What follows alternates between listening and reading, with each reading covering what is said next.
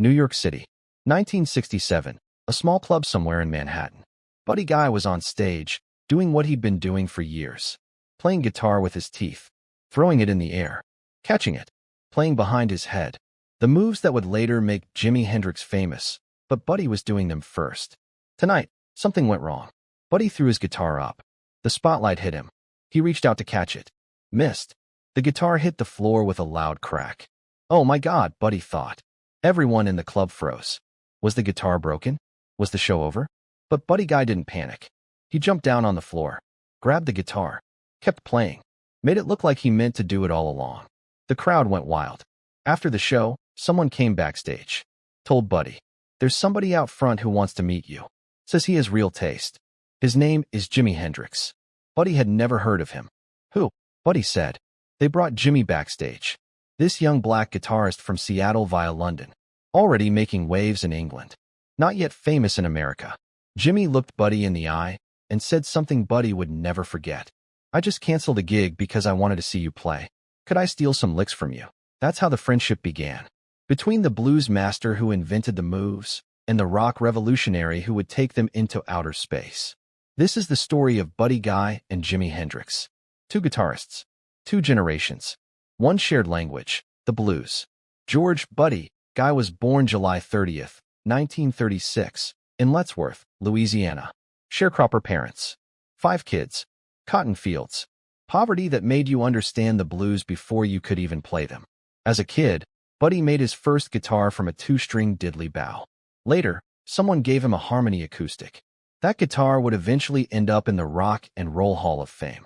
In the mid-1950s, Buddy started playing with bands in Baton Rouge, working as a custodian at Louisiana State University during the day, playing clubs at night, trying to make it. September 25, 1957. Buddy moved to Chicago. He was 21 years old. He had $7 in his pocket, and he had a dream, to play with Muddy Waters. Chicago in 1957 was the epicenter of electric blues. The South Side clubs were packed every night. Maxwell Street had musicians playing on corners. The air smelled like barbecue and sounded like amplified guitars. Buddy arrived with nothing but his guitar and his determination. He found a room, started going to clubs, watching, learning, waiting for his chance. One night at the 708 Club, Buddy saw Muddy Waters perform. The power, the command, the way Muddy could make a whole room silent with one note, or make them dance with the next. After the show, Buddy approached Muddy, told him he played guitar, asked if he could sit in sometime. Muddy looked at this skinny kid from Louisiana. "You any good?" "I'm trying to be," Buddy said. Muddy gave him a chance, handed him a guitar. "Show me." Buddy played, and Muddy listened, really listened. When Buddy finished, Muddy nodded slowly. "You got something, Youngblood. Keep coming around." That was the beginning. Buddy became part of the South Side scene, playing with Muddy Waters, Otis Rush, Magic Sam, Junior Wells, the greatest blues players in the world. By 1959, Buddy signed with Chess Records, the most important blues label in America. Muddy Waters, Howlin' Wolf, Willie Dixon, Little Walter, all on Chess. Buddy thought this was it, his big break. Finally, he'd get to record the way he played live. Raw, aggressive, exciting. But there was a problem. Leonard Chess, the founder, hated the way Buddy played live. Thought it was too wild, too loud, too much. "You're just making noise," Leonard told him. Chess refused to let Buddy record his live show. Instead, they tried to make him into something else. An R&B singer, a soul artist, a novelty act. They recorded him singing ballads, jazz instrumentals, novelty dance tunes. None of it sounded like Buddy Guy. His only Chess album, I Left My Blues in San Francisco, came out in 1967, 10 years after signing with the label. It was heavily produced. Orchestrations by Gene Barge and Charlie Stepney. Soul-influenced arrangements. It sold poorly. Critics didn't understand it. Blues fans didn't want it. R&B fans already had better options. Buddy was devastated. He had the talent. He had the vision. But Chess wouldn't let him be himself. So they used him as a session guitarist instead, backing Muddy Waters on records, playing behind Howlin' Wolf, adding guitar to Coco Taylor's sessions, always in the background, never the star. As late as 1967, 10 years after moving to Chicago, 8 years after signing with Chess, Buddy was still working as a tow truck driver during the day. playing clubs at night, trying to make ends meet. But here's the thing. In those clubs, Buddy was developing something revolutionary. Because nobody was paying attention to the blues anymore. Rock and roll was taking over. Soul music was dominating the charts. The blues seemed old-fashioned, obsolete. So Buddy started adding showmanship. Not just playing guitar, performing it. Playing with his teeth, behind his head, throwing the guitar in the air and catching it. Doing splits on stage. I was just trying to get people to pay attention, Buddy explained years later. Nobody cared about the blues unless you did something crazy. But it worked.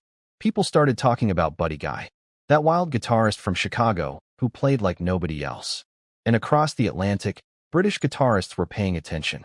Eric Clapton saw Buddy perform at the Marquee Club in London in 1965. He was blown away. Buddy's technique, his showmanship, playing with his teeth, behind his head, over his head. His style on every level was fantastic, Clapton said years later. Doing all the things we would later associate with Jimi Hendrix, playing with his teeth and feet, and behind his head. But beyond all that, it was his actual playing that got through to me. Delivering the blues with finesse and passion. That's the key phrase. Things we would later associate with Jimi Hendrix. Because Buddy Guy was doing them first. In Chicago clubs. In London venues. Night after night. Inventing a new vocabulary of guitar performance. And in London, a young American guitarist was watching. Taking notes. Learning. Jimi Hendrix was born November 27, 1942, in Seattle. 6 years younger than Buddy. Different generation. Different city. But the same roots, the blues. Jimi grew up listening to blues records. Muddy Waters, B.B. King, and Buddy Guy. In the early 1960s, Jimi was a backup guitarist. Working for Little Richard, the Isley Brothers, Wilson Pickett, playing someone else's songs. Wearing matching suits. Not allowed to take the spotlight. Little Richard famously fired Jimi for being too flashy. For trying to steal the show. In 1966, Jimi moved to London. Met Chas Chandler. Formed the Jimi Hendrix Experience. Started playing his own music. Started becoming Jimi Hendrix. By 1967, Jimi was exploding in England. Hey Joe. Purple Haze. The Wind Cries Mary. The British music scene was obsessed with him. But in America, most people still didn't know who he was. Buddy Guy certainly didn't. Summer 1967. The Newport Jazz Festival in Rhode Island. This wasn't typically a blues festival, but they'd invited Buddy Guy to perform. It was a big opportunity. National exposure. Buddy did his show. The full Buddy Guy experience. Guitar behind his back. Playing with his teeth. Throwing the guitar in the air. The crowd loved it. Shortly after, Buddy got invited to play in New York City. Another chance to showcase what he could do. He was on stage, putting on the show, playing with his teeth, throwing the guitar around. A spotlight hit him. He threw the guitar up and missed. It hit the floor. Hard. Buddy's heart sank. But he didn't let it show. He jumped down on the guitar, kept playing, made it look intentional. The audience roared with approval. After the show, someone came backstage. There's a guy out front. Says he's got real taste. Wants to meet you. His name is Jimi Hendrix. Buddy had no idea who that was. Who, he asked. They brought Jimi back. This young cat with an afro. Stylish clothes. Soft-spoken but intense. Jimi extended his hand. I just canceled a gig because I wanted to see you play. Buddy was stunned. This guy canceled his own show just to watch Buddy Guy? Could I steal some licks from you? Jimi asked. Buddy laughed. Man, you can have whatever you want. They started talking. About the blues. About Muddy Waters. About Chicago. About London. About the guitar. Jimi told Buddy he'd been listening to his records for years. Studying his style. Trying to learn from him. I thought I invented some of those moves, Jimi said, smiling. But you were doing them before I even picked up a guitar. Buddy was humble. Man, I was just trying to get people to pay attention. Nobody cared about the blues unless you did something crazy. Jimi understood. He'd been doing the same thing in London. Playing with his teeth. Behind his back. Setting his guitar on fire. Anything to make people remember him. We should jam sometime, Jimi said. Anytime, brother, Buddy replied. And they did. The jam happened in New York. Buddy can't remember exactly when. Late 1967. Maybe early 1968. Time blurs when you're playing 300 nights a year. But there's footage. Grainy, low-quality 16mm film from 1968. Black and white. Shot in a small club, maybe 50 people in the room. shows Buddy performing Stormy Monday with his band. Jimi Hendrix is in the audience. You can see him near the front of the stage. Not sitting, standing, swaying slightly to the music, completely absorbed. You can see it on Jimmy's face. He's not there as a celebrity. He's not there to be seen. He's there as a student, watching every move Buddy makes. Every bend, every vibrato, every phrase. Buddy is playing a red Gibson. His tone is clean but fierce. Not the overdriven psychedelic sound Jimi was making famous. This is traditional Chicago blues. Every note crystal clear. Every bend perfectly placed. Buddy sings the lyrics to Stormy Monday. That classic T-Bone Walker blues. His voice is rough, emotional, honest. They call it Stormy Monday / but Tuesday's just as bad. The crowd is quiet, respectful. This isn't a rock concert. This is church, blues church. After the first song, there's a cut in the footage. When it comes back, Jimi is suddenly on stage. Someone has handed him a left-handed Stratocaster. White or cream-colored. Hard to tell in the black and white film. He's wearing casual clothes. Not his stage outfit. Just a regular shirt and pants. Hair in an afro, but not wild. He looks relaxed. Happy to be there. Buddy nods at him. No words. Just a nod.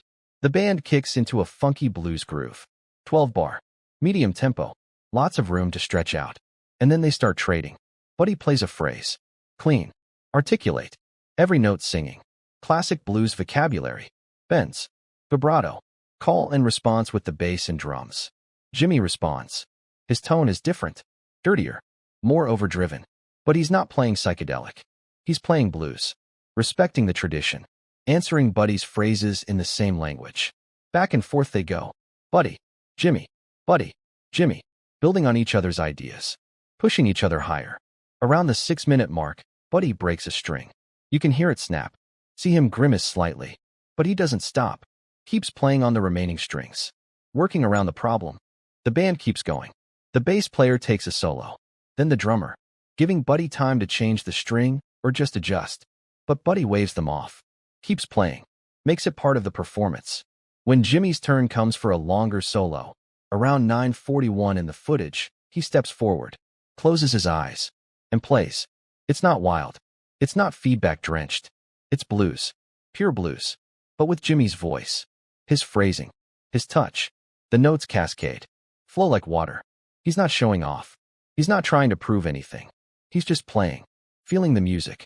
Responding to what Buddy laid down. The crowd is mesmerized. These are people who've seen Buddy Guy dozens of times. But seeing Jimi Hendrix, the psychedelic rock star from London, playing straight-ahead blues in a tiny New York club, that's something special. When Jimi finishes, Buddy nods approval. Big smile on his face. They trade a few more phrases. The band brings it home. Song ends. Applause. Not wild screaming. Appreciative applause. Blues crowd showing respect. The footage is rough. The audio is muddy. There are jumps and cuts. Parts are missing. But you can feel the energy. Two masters of the instrument speaking the same language. One who invented the vocabulary. One who was expanding it into new dimensions. After the jam, they talked backstage. Smoked cigarettes. Drank whatever was available. Talked about music. Buddy told Jimi, "Man, you play too loud for me." Jimi laughed. "You think so?" "Yeah," Buddy said. "I learned from Muddy Waters. He taught me to play clean. Let every note breathe. Let people hear what you're doing. You're just..." He gestured with his hands, like an explosion. Noise on top of noise. Jimi nodded. He wasn't offended. He understood. "I get that. But I'm trying to do something different. I'm trying to take the blues somewhere it hasn't been yet." Buddy respected that. He didn't fully understand what Jimi was doing. This psychedelic, feedback-drenched approach to the blues. Octavia pedals. Wah-wahs. Fuzz boxes. Marshall stacks cranked to 11. But he respected the ambition. The vision. "You took my blues to space, man," Buddy said, smiling. Jimi grinned. "That's the idea. But it all starts with what you taught me. Those bends. That phrasing. That's all you, Buddy. I'm just adding colors to it." "Well," Buddy said, "you're painting one hell of a picture." They laughed. Shook hands. Promised to do it again soon. Neither of them knew that within 2 years, Jimi would be gone. That this would be one of the last times they'd play together. That these grainy few minutes of footage would become a precious document of 2 generations of guitar genius intersecting. Their friendship continued. Whenever Jimmy was in New York or Chicago, he'd find Buddy. They'd hang out, talk about music, sometimes jam. Buddy noticed something about Jimmy. Despite all the fame, despite the screaming fans, the sold-out shows, the magazine covers, Jimmy was still humble about the blues. He never forgot where he came from, Buddy said years later. He knew it all started with Muddy, with Wolf, with B.B. He respected the tradition, but he wasn't afraid to break it. Jimmy would ask Buddy technical questions. How do you get that tone? How do you bend that note? What strings do you use? And Buddy would ask Jimmy questions too. How do you make that feedback sound musical? How do you control all that distortion? They learned from each other. The blues master and the rock revolutionary. Trading knowledge. Mutual respect. Eric Clapton saw Buddy Guy perform in London in 1966, before Jimmy became famous, and described what he saw. His style on every level was fantastic. Doing all the things we would later associate with Jimi Hendrix, playing with his teeth and feet and behind his head. But beyond all that, it was his actual playing that got through to me. Delivering the blues with finesse and passion. That's the key. Buddy Guy didn't just invent the showmanship. He had the substance to back it up. Jimmy took those moves, the teeth, the behind-the-head playing, the theatrics, and added his own innovations. The feedback, the Octavia pedal, the wah-wah, the Marshall stacks cranked to 11. He took Buddy's blues vocabulary and spoke it in a new language. A psychedelic language. A language of space and science fiction and altered consciousness. But it was still the blues. Always the blues. When Jimmy died on September 18, 1970, Buddy was heartbroken. I thought we'd have more time, Buddy said. I thought we'd get to play together more. Record something. But he was gone. Just like that. Jimmy was 27 years old. At the peak of his powers. And suddenly, he was gone. Buddy kept playing. Kept touring. Kept pushing the blues forward. In 2005, Eric Clapton and B.B. King inducted Buddy Guy into the Rock and Roll Hall of Fame. Clapton's induction speech focused on Buddy's influence. How he'd inspired an entire generation of guitarists, including, especially, Jimi Hendrix.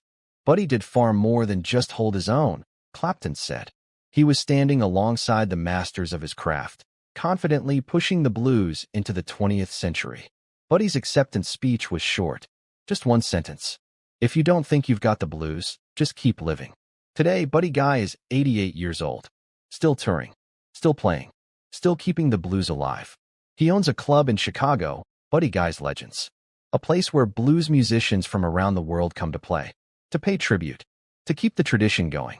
Buddy has won 8 Grammy Awards, a Lifetime Achievement Award, the National Medal of Arts, the Kennedy Center Honors. Rolling Stone ranked him number 27 on their list of greatest guitarists of all time. But ask Buddy what he's most proud of, and he'll tell you. Meeting the young musicians. Passing on the tradition. Making sure the blues doesn't die. Jimmy understood that, Buddy says. He understood that the blues is the foundation. You can build whatever you want on top of it. Rock, psychedelic, jazz, funk. But the foundation is the blues. And that's what we had in common. We both knew where we came from. We both respected the masters who came before us. And we both wanted to take it further. In 2015, Buddy Guy performed a tribute to Jimi Hendrix. He played in Jimmy's style. That aggressive, overdriven sound. That psychedelic approach. And for a moment, you could hear it. The connection. The lineage. The conversation between 2 generations of blues guitar. Buddy Guy, the master who invented the moves. Jimi Hendrix, the revolutionary who took them to space. 2 guitarists. 2 visions of the blues. One shared legacy. New York City. 1967. Backstage at a small club. A young guitarist with an afro approaches a blues legend. I just canceled a gig because I wanted to see you play. Could I steal some licks from you? Buddy Guy smiles.